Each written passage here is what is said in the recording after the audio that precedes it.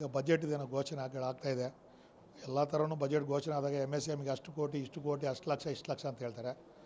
ಬಜೆಟಲ್ಲಿ ಘೋಷಣೆ ಮೂಲ ಸೌಕರ್ಯಕ್ಕೆ ಇಷ್ಟು ಹಣ ಅಂತೇಳ್ಬಿಟ್ಟು ಅವಾಗಲೇ ಬಿಡುಗಡೆ ಮಾಡಬೇಕು.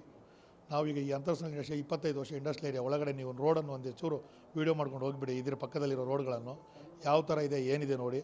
ಈಗ ಮೂಲ ಸೌಕರ್ಯಕ್ಕೆ ದುಡ್ಡೇ ಇಲ್ಲ, ಆ ಥರ ಆಗಿದೆ. ಪ್ರತಿ ವರ್ಷವೂ ಕರೆಂಟ್ ಬಿಲ್ ಜಾಸ್ತಿ ಮಾಡು, ಅದು ಜಾಸ್ತಿ ಮಾಡು, ಇದು ಮಾಡಿಸು, ಡೆಪಾಸಿಟ್ ಜಾಸ್ತಿ ಮಾಡು ಅಂತ ಹೇಳ್ಬಿಟ್ಟು. ನಾವು ಕೈಗಾರಿಕೆ ನಮ್ಮ ದೇಶ ಉದ್ಧಾರ ಆಗಬೇಕಾದ್ರೆ ನಮ್ಮ ವಿಶ್ವೇಶ್ವರಯ್ಯ ಅವರು ಹೇಳ್ದಂಗೆ ಕೈಗಾರಿಕೆ ಯಾವುದು ಡೆವಲಪ್ ಆಗುತ್ತೋ ಆವಾಗಲೇ ದೇಶ ಡೆವಲಪ್ ಆಗುತ್ತೆ.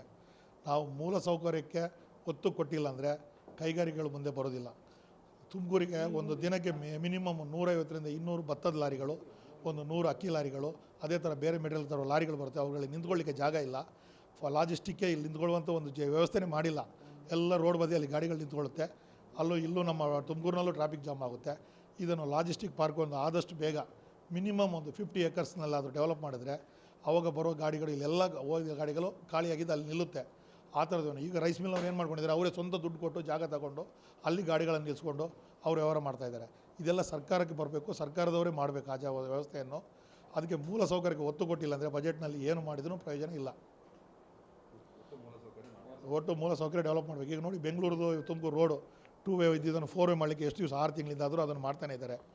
ಈಗ ಅದನ್ನು ಆದರೆ ಮಾತ್ರ ಅದು ನಮಗೆ ಎಷ್ಟು ತುಂಬ ಹೋಗ್ಲಿಕ್ಕೆ ಕನ್ವೀನಿಯನ್ಸ್ ಆಗುತ್ತೆ, ಹೋಗ್ಲಿಕ್ಕೆ ಬರಲಿಕ್ಕೆ ಡೆವಲಪ್ಮೆಂಟ್ ಆಗುತ್ತೆ.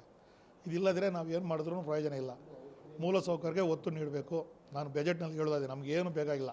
ಫಸ್ಟು ನಮಗೆ ಬೇಕಾಗಿರೋದು ನೀರು, ಕರೆಂಟು, ರೋಡು, ಈ 3 ಒತ್ತು ನೀಡಬೇಕು.